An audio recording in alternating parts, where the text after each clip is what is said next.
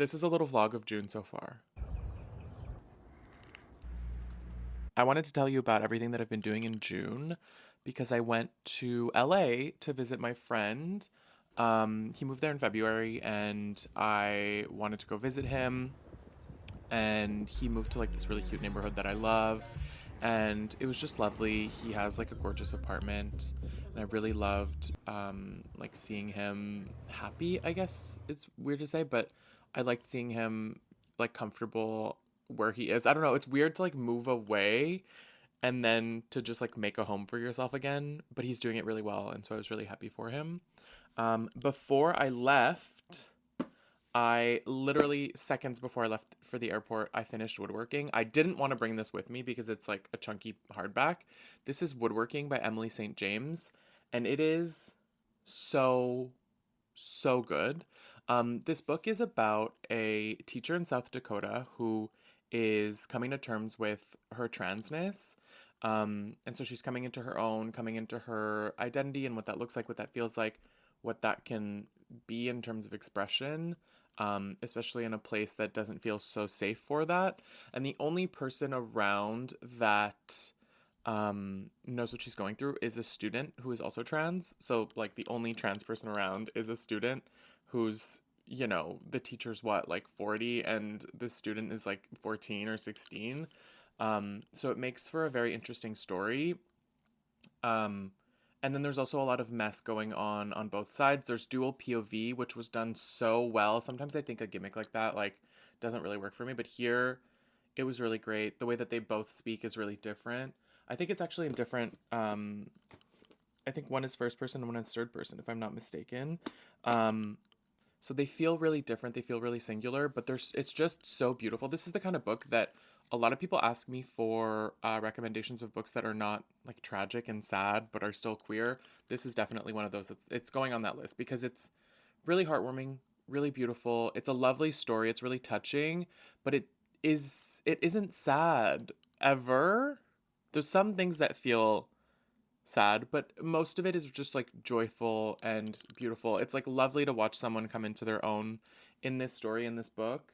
And there's a lot of stuff that goes on around it, like family and people, relationships. I don't want to give away too much, but yeah, this was really, really lovely. And I highly recommend it. It is just gorgeous. While I was in LA, I went to the Rose Bowl and I also did some other shopping.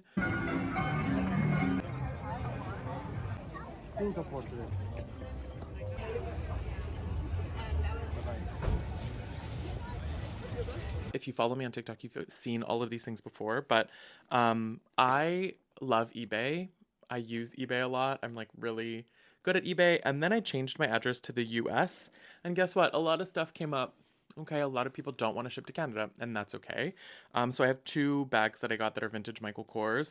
There's this black leather studded detail bag that I really like. It's like a flimsy leather tote, or not like a flimsy, but there's structure to it, but it still feels flimsy, but it's actually not. And I really like that. And then I got this bag, which I absolutely love. It's a cognac um, bag, and it goes over my shoulder and it fits over my shoulder. Most bags like this in this shape do not fit over my shoulder. So here we are. This one does, and I like it. And I've worn it a ton, and it is just the most precious thing. This reminds me of the Asoy bags, which is what I said in my TikTok. It reminds me of the Asoy bags, but I've been wanting this one for like a year, and I love the Asoy ones.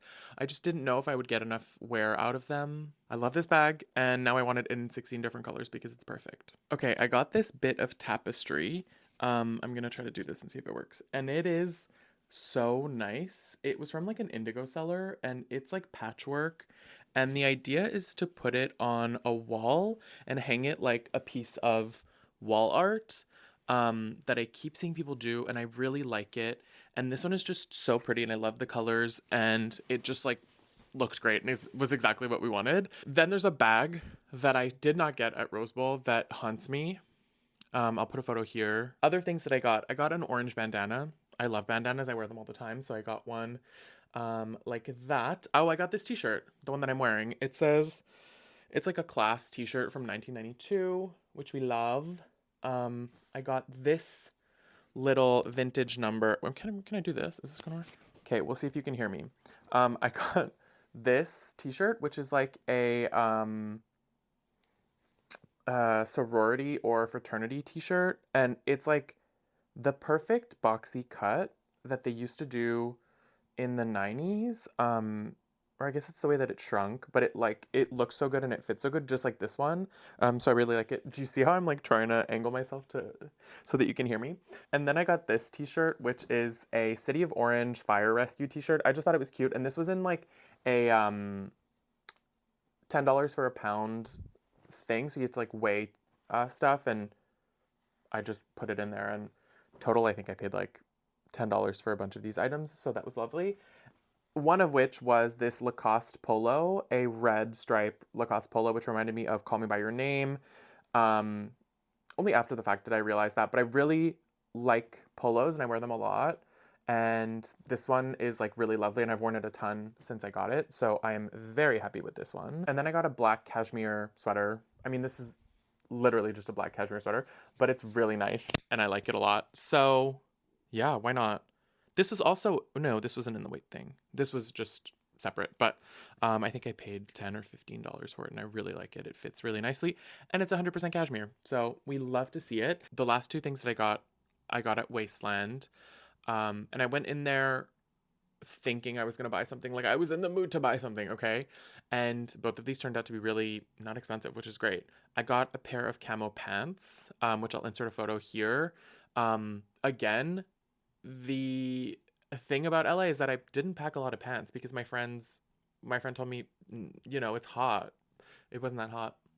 It wasn't that hot and I could wear pants. So I got camo pants that I didn't have before. And then I got a sweater because again, I didn't have sweaters. So I got this little thing that I really like. I love a V-neck sweater. And it's just like this nice tan with interesting knit details. It has like eyelet details at the bottom.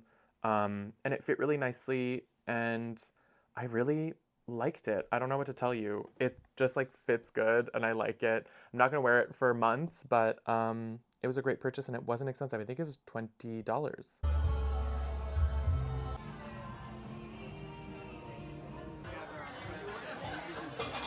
I was in LA while the ice raids were happening in early June, which was really tough.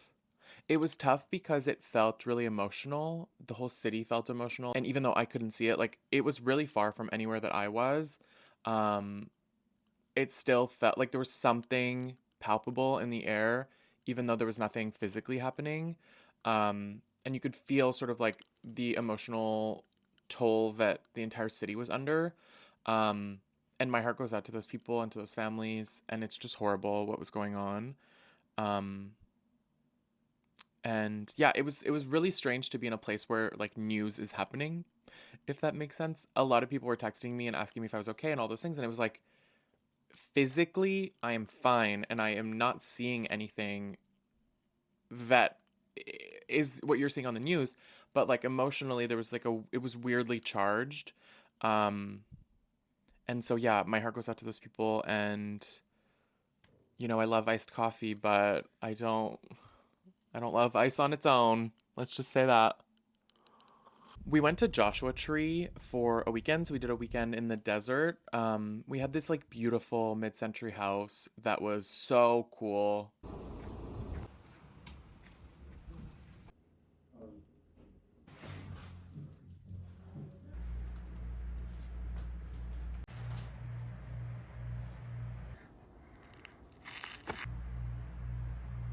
I loved that house so much. There was a pool, thank heavens, because the desert gets quite warm. LA weather to me is perfect because it's dry, and like here in Montreal, it is so muggy and disgusting. And so when it's hot, it's like even hotter because it feels suffocating. And there, it's just lovely. And I wear pants to dinner all the time. Like, ugh, what a dream. I love layering and wearing like, I don't know. I just like don't feel like my best when I'm wearing shorts to dinner, you know?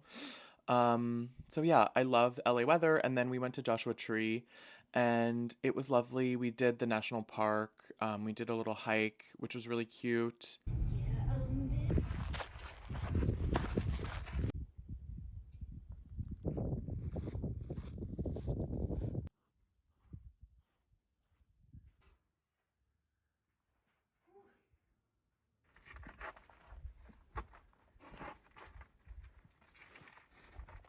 but there's not much to do in Joshua Tree, and it's not like the cutest town, I would say.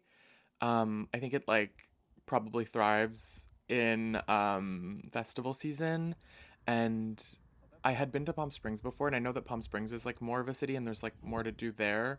So I think maybe that's just where people flock, honestly. But yeah, Joshua Tree was great. While we were in Joshua Tree, I read Open Heaven by Sean Hewitt, which is his first novel. He also wrote a memoir called All Down Darkness Wide that I have not read yet because I felt like it would destroy me. And after reading this, I think I was right. This essentially follows two, like, I think 16 or 17-year-old boys in a small town in the north of England. Our narrator is gay, and openly gay, um, but still sort of coming to terms with his sexuality and what that means. And you get sort of glimpses in the past and how he came to be the way that he is. And he meets another boy, and it just becomes a story of yearning and longing and desire. I think my favorite part about this book is how effectively it tracks desire and the way that desire can sometimes feel, at least when you're really young, and it's starting to develop, it feels like, you know, that thing, that science experiment. I'll put a photo here. You know that science experiment where it's like a ball and then there's like these little electrodes, and like as soon as you get closer, they like pull that way.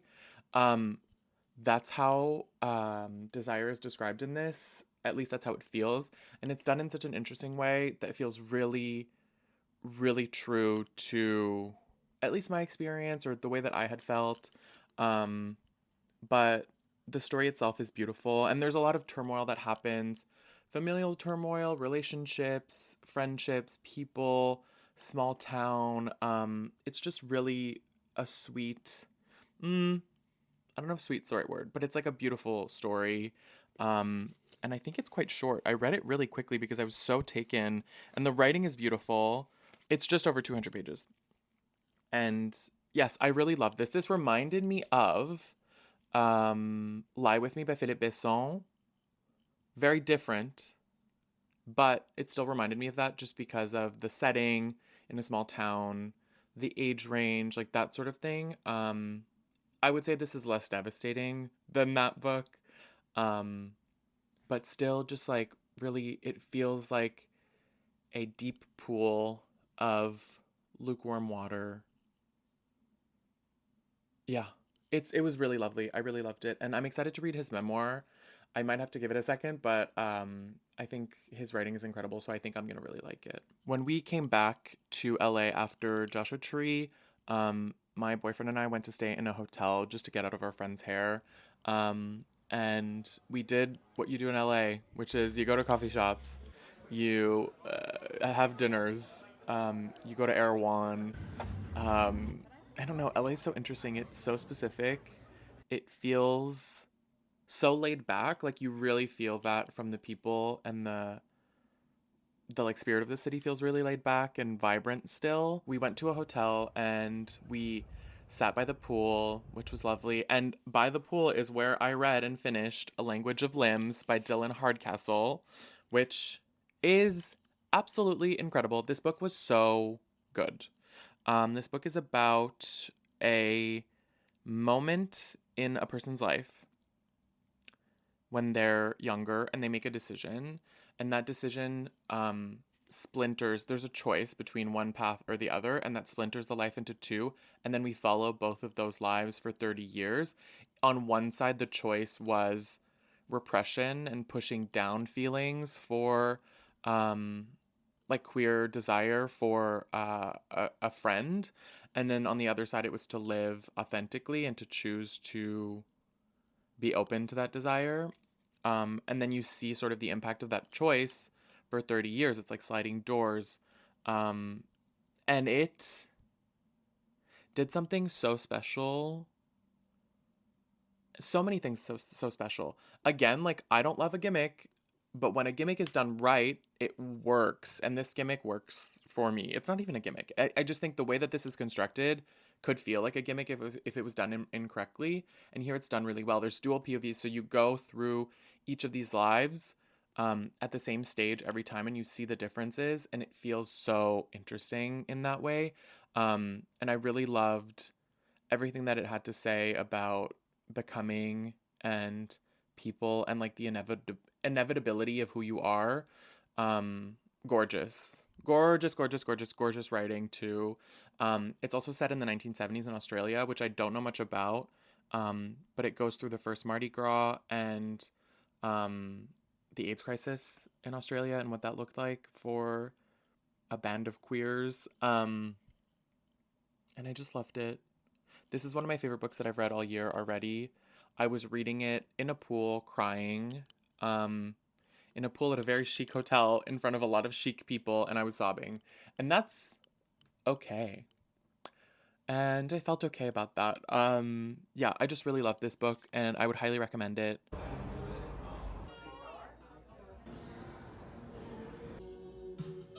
That's it. That was my month of June so far. I would love to know in the comments what you're reading in June. I always get recommendations from my comments. I think A Language of Limbs was a recommendation from my comments.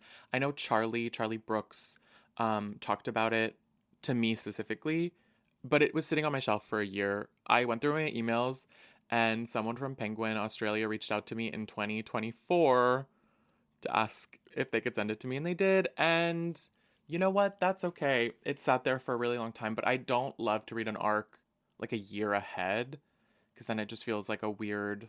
I just don't feel like I can talk about it in that way. Anyways, all this to say, I would love to know what you're reading and loving in June, and so let me know. For now, that's it. I will be coming to you with all of the books that I read in June very soon. Um, and yeah, that's it. Thank you so much for watching, and I will see you soon. Bye.